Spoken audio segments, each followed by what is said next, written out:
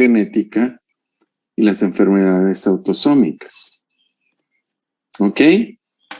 Entonces, esto quiero que quede muy claro para que sepan de entrada identificar qué es lo que vamos a estar buscando y a qué nivel va a estar alterado todo. Entonces, autosómicas dominantes van a traducirse en una alteración de una proteína estructural. Y por lo tanto,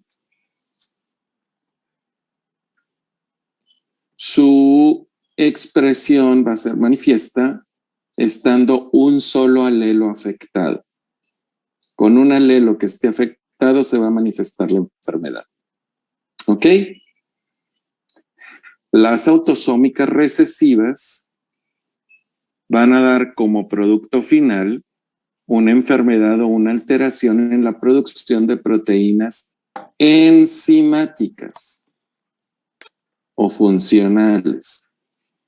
Por lo tanto, la expresión de una enfermedad autosómica recesiva se va a dar cuando los dos alelos estén afectados.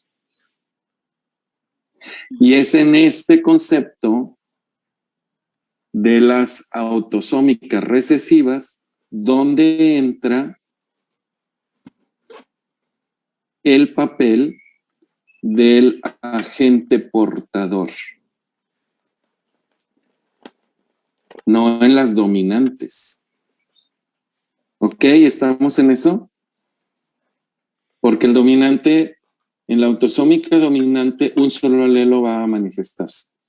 Pero la autosómica recesiva no. El individuo, para sufrir de la enfermedad, tiene que tener los dos alelos afectados. Si tiene un solo alelo afectado, funciona perfectamente, pero puede transmitir la enfermedad. ¿Ok? ¿Estamos?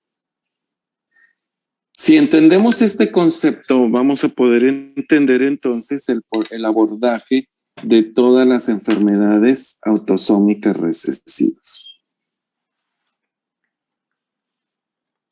¿Ok? ¿Queda claro eso? Eso es recordar lo que ya saben ustedes de genética, porque todo esto lo manejaron en genética. Pero entonces, al recordar eso y decimos hiperplasia suprarrenal congénita, es una enfermedad o un grupo de enfermedades que entran en la clasificación de enfermedades genéticas autosómicas recesivas. Entonces, al decir son un grupo de enfermedades autosómicas recesivas, de entrada nosotros vamos a pensar en que necesita los dos alelos, va a haber portadores asintomáticos y va a ser una enfermedad donde va a estar alterada la producción de enzimas. Ya, con ese solo concepto de autosómico recesivo. Y quiero que se les quede bastante claro todo esto porque esto les va a servir en el ejercicio de toda su profesión. ¿Estamos, jóvenes? Señoritas. ¿O hay alguna duda de eso?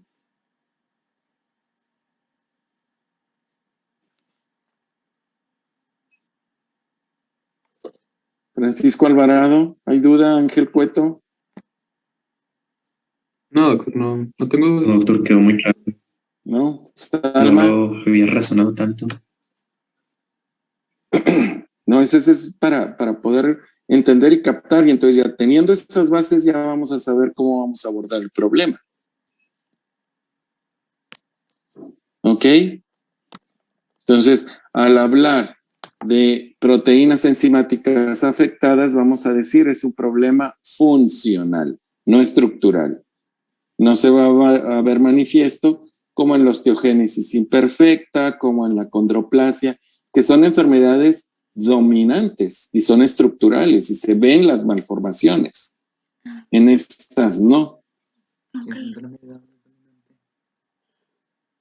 Ok, ¿estamos jóvenes, señoritas? No se me duerman, ¿eh? No, recesivo. Ahí le veo la la cara de Salmito Ochoa toda adormilada. Abra los ojos. Hoy me bañé. Bueno, entonces, hiperplasia suprarrenal congénita es un grupo de enfermedades autosómicas recesivas que van a afectar al ciclo de la esteroidogénesis por deficiencia de alguna de las enzimas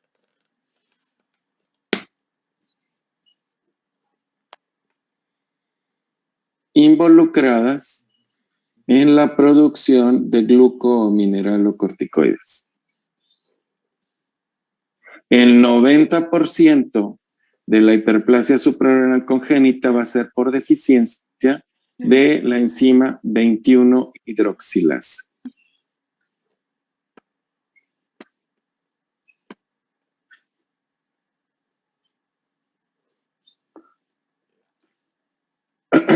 Bueno, ay, Lalito, perdón.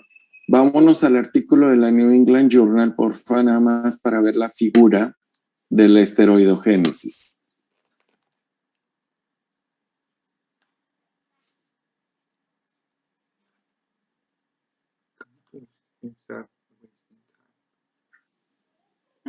Para poder comprender esto.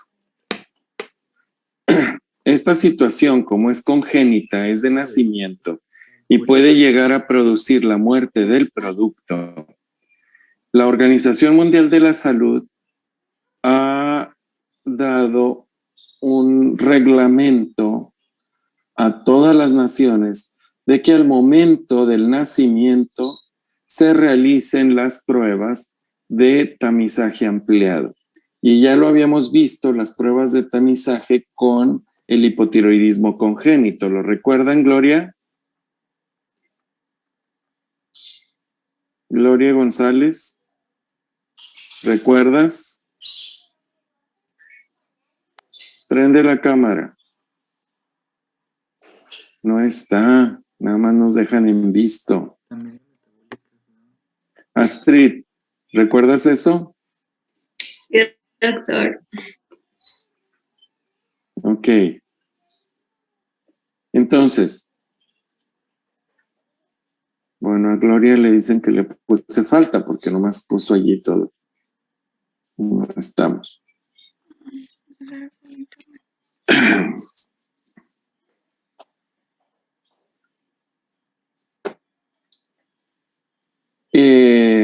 Vámonos a la primera figura, Lalo. Esta. Este es el ciclo de producción de esteroides, donde tenemos el colesterol en la parte superior, el cual va a ser modificado. Buenos días, Gloria. ¿Dónde andaba usted? Había ido al baño, doctor. Ah, mire, qué bien. Sí, porque le estuvimos preguntando y no. Ay, perdón. Bueno, cuando salga o cuando vaya, avise. Sí, ya. Sí, porque es sumamente triste ver que es poco interesante la clase. Pero bueno. Sí, es que apagué la cámara y luego regresé. Creo que nos dimos cuenta de que apagó la cámara. No, Así es. Y qué triste que se pierda todo lo que dijimos y lo que explicamos. O sea, ni modo, cuando no es interesante algo, pues no nos importa. Sobre el colesterol actúa la desmolasa. La desmolasa transforma el colesterol en pregnenolona. Sobre la pregnenolona puede actuar dos enzimas, ya sea la 3-beta hidroxiesteroide deshidrogenasa para transformarla directamente en progesterona, o bien la 17-alfa hidroxilasa para transformarla en 17-hidroxipregnenolona. La línea de la progesterona Las conversiones no. puede ser, esta hormona, la progesterona, también ser trabajada por la 17-alfa-hidroxilasa para transformarla en 17-hidroxiprogesterona. La progesterona en sí, sobre ella va a actuar la 21-hidroxilasa. Y la 21-hidroxilasa transforma la progesterona en deoxicorticosterona o DOCA, también se le conoce como DOCA, deoxicorticosterona, y actúa sobre la 17-hidroxiprogesterona para transformar la 17-hidroxiprogesterona en 11-deoxicortisol. Entonces, por un lado, cuando actúa sobre progesterona, se transforma en deoxicorticosterona o DOCA, y cuando actúa sobre 17-hidroxiprogesterona, lo transforma en deoxicortisol. Sobre el deoxicortisol, el 11-deoxicortisol, actúa una hidroxilasa, la 11-beta-hidroxilasa, citocromo 1181, que es una isoenzima, para transformarla en cortisol. Sobre la DOCA actúa también la 11-beta-hidroxilasa, pero la isoenzima 1182, para transformarla en corticosterona. Sobre corticosterona actúa la 18-hidroxilasa para transformarla en 18-hidroxicorticosterona, y sobre esta la 18-oxidasa para transformarla en aldosterona. Y esa es la línea a través de la progesterona como precursor. Esa es la línea de los mineralocorticoides. Y a través de la 17-hidroxipregnenolona y progesterona, 17-hidroxiprogesterona, se va a obtener los glucocorticoides, que es el cortisol. Si nosotros seguimos la línea de la 17-hidroxipregnenolona,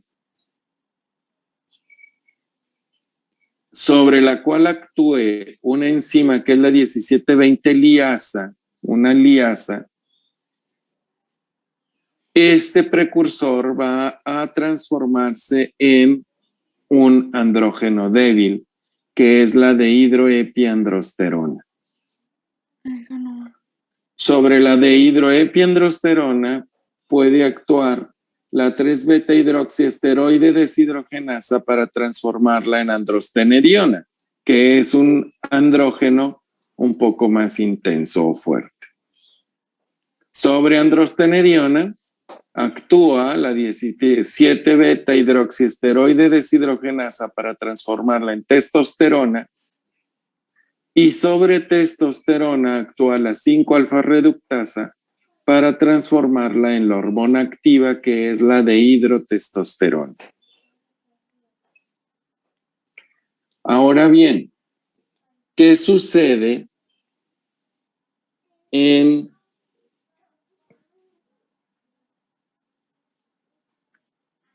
la hiperplasia suprarrenal congénita con deficiencia de 21-hidroxilasa? Se bloquea este paso y se bloquea este paso.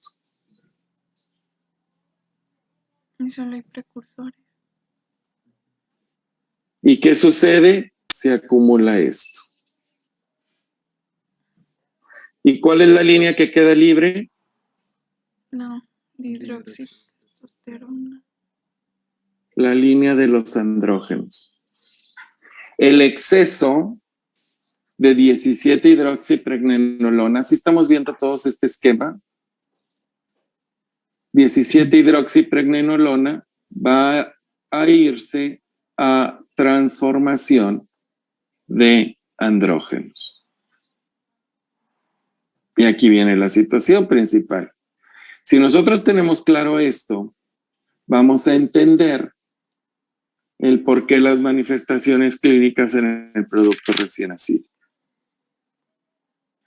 Este exceso de andrógenos es significativamente importante en los fetos femeninos porque producen virilización del feto.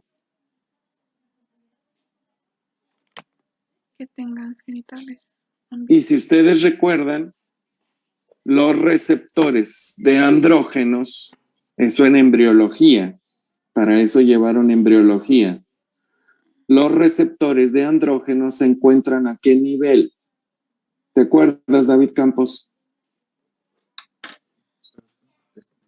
En el saco urogenital, ¿en dónde están los receptores de andrógenos? No dice. No, pero no me acuerdo. ¿No? Juanjo. No. Doctor, yo tampoco me acuerdo. Emanuel. No, Doc, no lo recuerdo. Ah, qué caray, ninguno lo recuerda.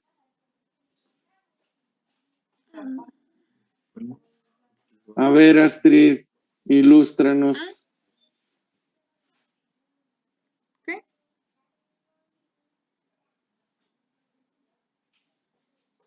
No, doctor. Jule, entonces, ¿cómo pasaron embrio? No entendieron, pues, embriología. Te saludo. Perdón, buenos días. Y no hace mucho que la pasaron, fue apenas hace 2, 3 años. No. Los receptores de andrógenos se encuentran en los genitales externos, son los encargados de la diferenciación en los genitales externos. Gracias a los andrógenos que se producen, hay un crecimiento y una formación del pene y del escroto. Sí, jóvenes, por eso tienen pene y escroto, porque tuvieron andrógenos cuando eran embriones, cuando eran fetos. Y por eso se les formó un pene y escroto. Por eso descendieron los A testículos. nivel de los genitales. Esa es la razón. Los andrógenos son los que provocan eso. Sí. Pero en los genitales internos, para la diferenciación está el cromosoma Y. En ausencia de cromosoma Y, los genitales internos van a transformarse, van a seguir los conductos de Müller, que se van a transformar en trompas y en útero y en el tercio proximal de vagina. ¿Ya recordaron eso? Es la ausencia de andrógenos la que da, la ausencia o la resistencia a la acción de los andrógenos, es la que da precisamente la formación de vulva, de introito y de los 2/3 clítoris y los 2/3 distales de la vagina. Entonces, si hay un exceso de andrógenos, los fetos femeninos van a virilizarse. Aunque los genitales internos sean útero, ovarios y trompas. Van a tener diferentes grados de clitoromegalia, van a tener fusión de los labios, escrotalización de los labios, y puede llegar la virilización a ser tan intensa que pueden formar pseudohipospadias. A este fenómeno se le conoce como pseudohermafroditismo. ¿Ya recordaron ese término de genética y de embriología? Pseudohermafroditismo o ambigüedad genital. Entonces, si estamos ante un producto con ambigüedad genital, generalmente este producto de ambigüedad genital, ¿qué sexo tiene, Astrid?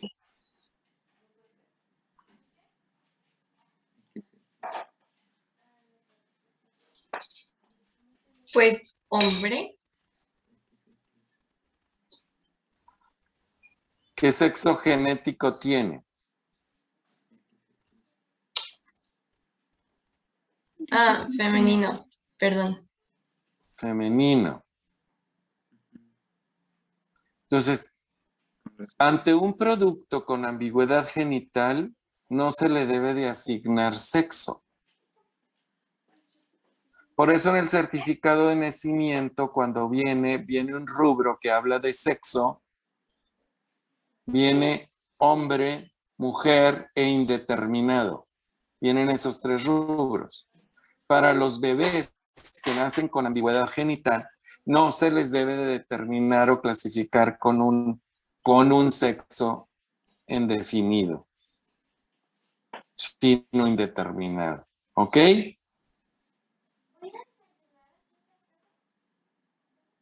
Ambigüedad genital generalmente, cuando tienen hiperplasia suprarrenal, son niñas, pero se tiene que investigar si hay hiperplasia suprarrenal. Este es el motivo, todo esto que acabamos de ver. ¿Queda claro?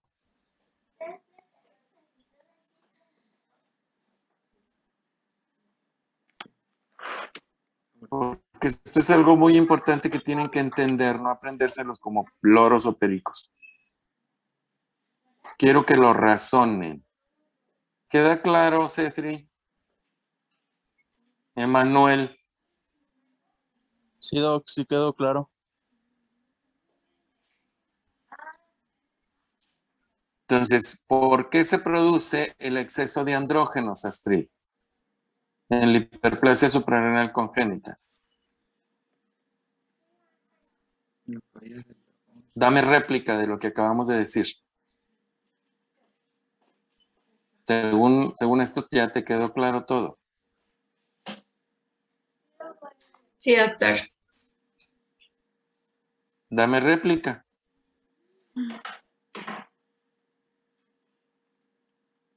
¿Por qué se produce el exceso de andrógenos? Estamos esperando, para no perder más tiempo.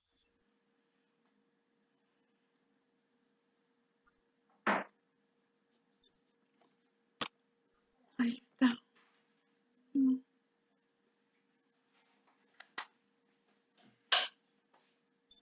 ¿Por qué, Astrid?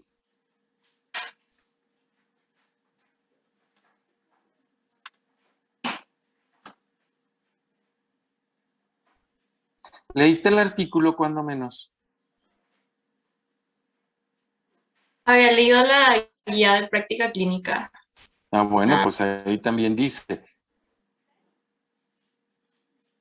¿Por qué, Astrid?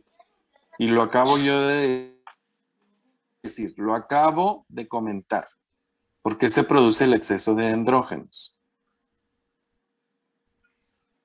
Pues por la deficiencia de la enzima, ¿no? Que eso da pues, la enfermedad de la 21 hidroxilasa. ¿Por qué? ¿Por qué se produce el exceso de andrógenos? ¿Qué genera la deficiencia de la enzima, Astrid?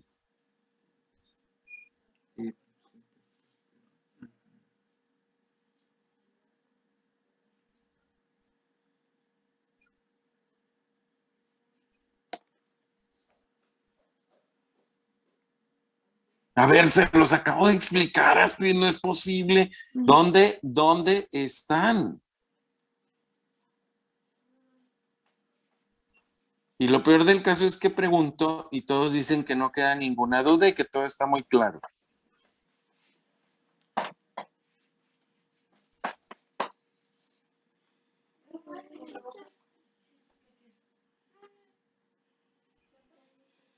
¿Por qué dijiste que estaba claro y estaba entendido, Astrid? Sí, pues porque sí lo escuché y sí lo entendí, pero No, a ahorita ver. que lo estoy viendo.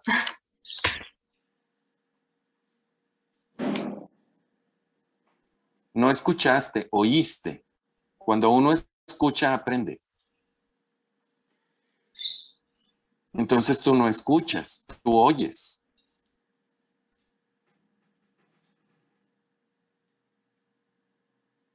Y eso es algo terrible. Decimos, No estamos acostumbrados a escuchar, estamos acostumbrados a oír. ¿Le puedo contestar yo, Doc? Permíteme tantito, estoy bastante molesto. Porque así como está Astrid, está en la mayoría. Ni siquiera se preocupan por leer ni por entender lo que leen. Porque ese es otro reflejo de lo que veo yo aquí. ¿De qué sirve que me preocupe en buscarles artículos, escoger artículos y se los envíe? A mí me cuesta. Me cuesta la inscripción a una revista para poderles bajar artículos y para poderlos tener. Aparte de todo el trabajo que tengo durante el día, reviso los artículos y los presento diario. Antes de la clase yo ya revisé todos los artículos. Y ustedes no tienen la decencia ni siquiera de leerlos.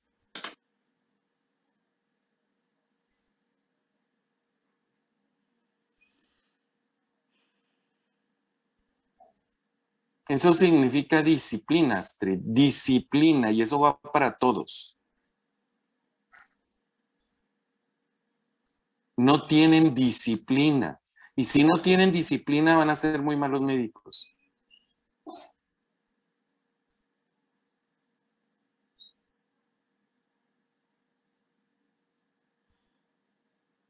Si se van al baño, que al cabo apago la camarita, ya nadie me vio ¿y qué pasó?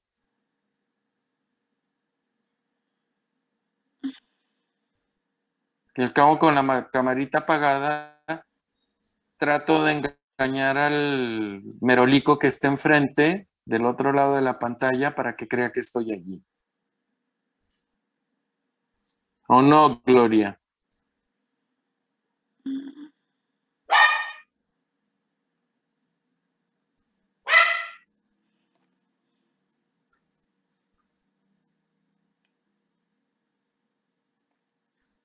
Entonces es algo triste. Y acabamos de ver eso, Astrid, y el exceso de andrógenos se produce por un acúmulo de la 17-hidroxipregnenolona.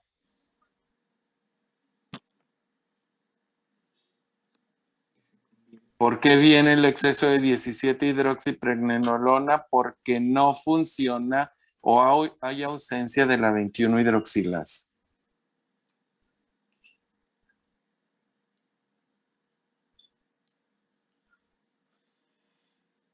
Ahora sí queda claro. Astrid, Ya, doctor.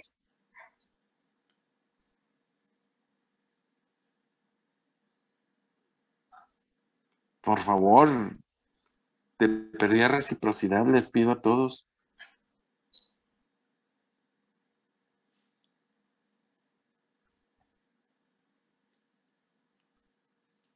Si no podemos comprender esto, que es lo básico, lo normal, no vamos a comprender la manifestación clínica.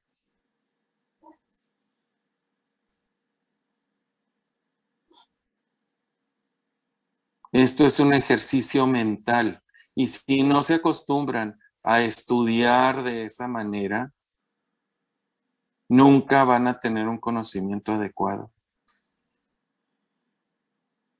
Desgraciadamente, el Google y todas las tonterías de Internet parece a veces que es mucho más interesante el Twitter, el Facebook, el Instagram y todos esos mugreros, porque en eso se la pasan mucho tiempo, WhatsApp y demás.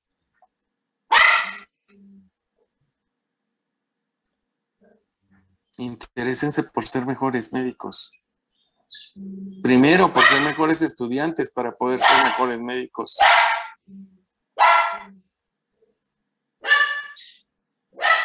Que no les gusta la clase, pues no me interesa que no les guste, la tienen que estudiar, la tienen que pasar. Van para médicos generales. No van para médicos especialistas.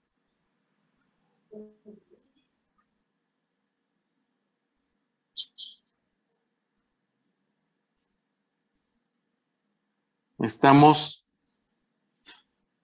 entonces por favor, si tienen tanta capacidad, no la desperdicien.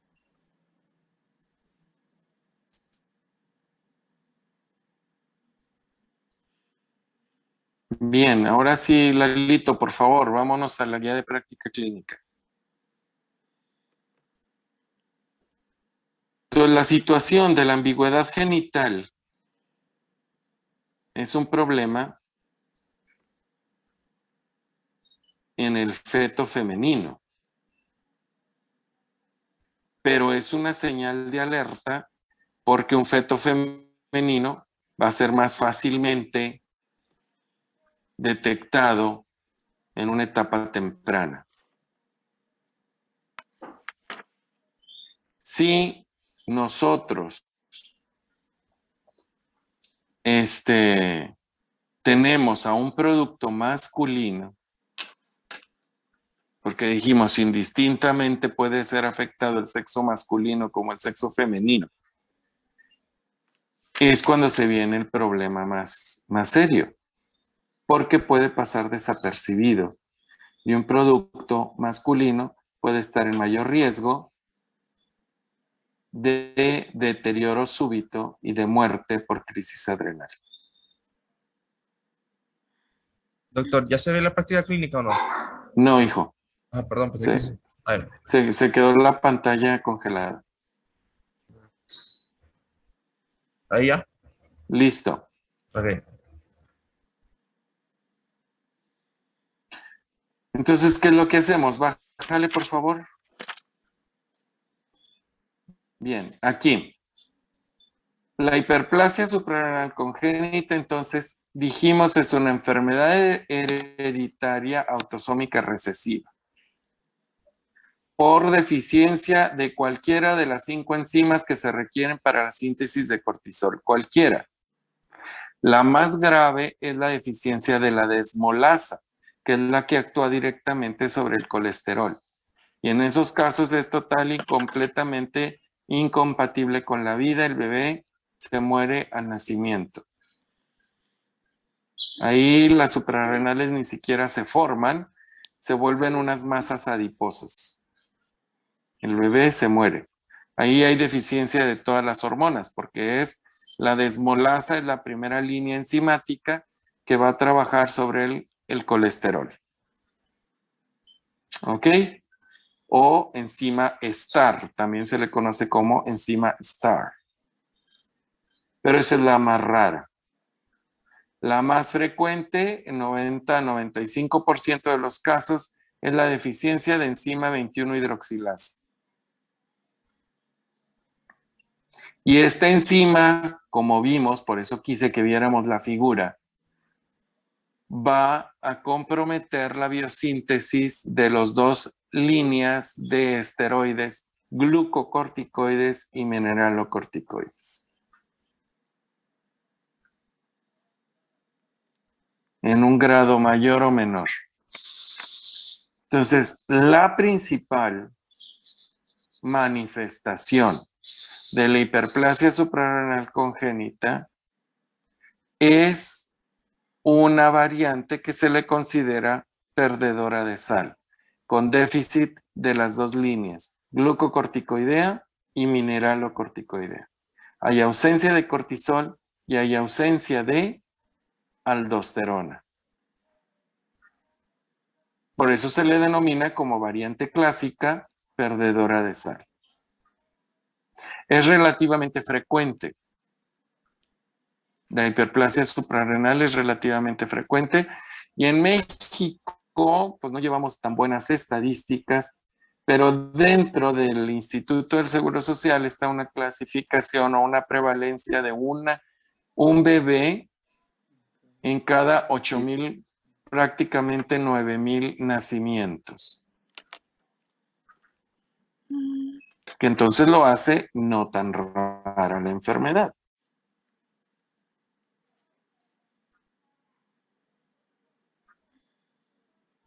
Entonces les va a tocar ver en alguna ocasión de su vida algún bebé con estas características. ¿Sí? Gracias a la realización del tamizaje ampliado,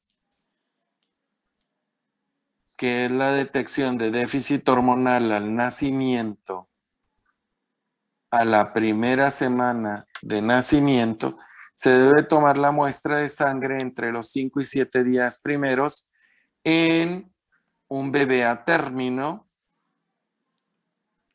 y entre los 7 y 10 días de vida extrauterina en un bebé pretérmino. Es cuando se toma la muestra de tamizaje. Esta muestra se tiene que registrar con un folio que va a nivel nacional y que se debe de registrar en un canto del certificado de nacimiento para dársele seguimiento por epidemiología de la clínica de primer contacto a la que asista la madre con su bebé. Eso se hace en sector público, sea IMSS, Salubridad o ISSSTE. En sector privado se hace igual el tamizaje porque es obligatorio en todos los nacimientos públicos o privados, solamente que el seguimiento lo va a proporcionar el pediatra que recibe al producto. ¿Sí? ¿Qué es lo que detecta el tamizaje? Detecta la 17-hidroxiprogesterona o 17-hidroxipregnenolona. ¿Qué dijimos? ¿Verdad, Astrid? Que es la que se acumula por la ausencia de 21-hidroxilasa. Entonces, 17-hidroxipregnenolona o progesterona elevadas nos van a advertir de que ese bebé puede tener hiperplasia suprarrenal. Un resultado alterado, uno solo, solitario, no hace diagnóstico.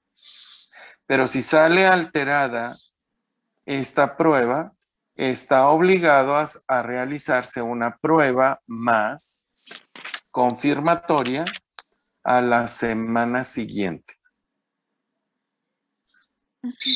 Doctor, yo tengo una duda.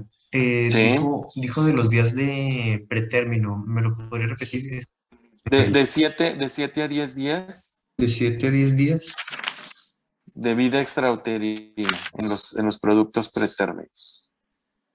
Ok. Gracias. De nada, de nada. Sí, en los pretérminos siempre es después. Doctor, la prueba extra, ¿cuánto tiempo después? Una semana después. O sea, si ya sale la primera alterada con niveles de concentración muy altos, entonces hay que hacer una segunda prueba, esperar a que sea el lavado fisiológico normal, porque puede estar contaminado por hormonas de la madre. En 2 semanas tiene que haberlo eliminado y entonces se hace una prueba de control. Doctor. Este tamizaje tiene como objetivo precisamente, perdón, ahorita contesto eso si no se me va la idea. Tiene como objetivo principal el detectar no nada más a los bebés que puedan tener la forma clásica sintomática o a las niñas recién nacidas que tengan ambigüedad genital, sino para poder detectar todos aquellos que se nos pueden ir del diagnóstico porque no tengan síntomas claros, como los bebés hombres, donde el androgenismo pues no tienen pene, tienen testículos, pues no van a producir, no va a haber ambigüedad genital, ahí es normal, ¿sí? Entonces, si acaso cambios sutiles de una hiperpigmentación mayor de genitales en los recién nacidos, ¿sí? Pero es con ese fin de detectar aquellos que puedan llegar a ser problema y que no se vayan a pasar y poner en riesgo la vida de los bebés. Ahora sí, ¿qué me iban a preguntar? ¿Quién era? ¿Israel? No, yo. David. Ah, David, ¿qué pasó, David? En caso de que porque ahí decía que existían casos donde no había ambigüedad genital. Ajá, ajá. ¿También se detecta este tipo de tamizaje en el tamizaje? Sí. O- Sí. Son las formas más raras y son las más tardías, las que no tienen tanta alteración de andrógenos. ¿Por qué? Porque la deficiencia de la enzima no es tan severa. Entonces, en esos casos que haya una penetración o penetrancia incompleta, que se le denomina esto, la manifestación clínica puede ser tardía, inclusive a veces hasta en la pubertad, llegar a empezarse a manifestar, ¿sí? Entonces, en esos casos. Bien, creo que ya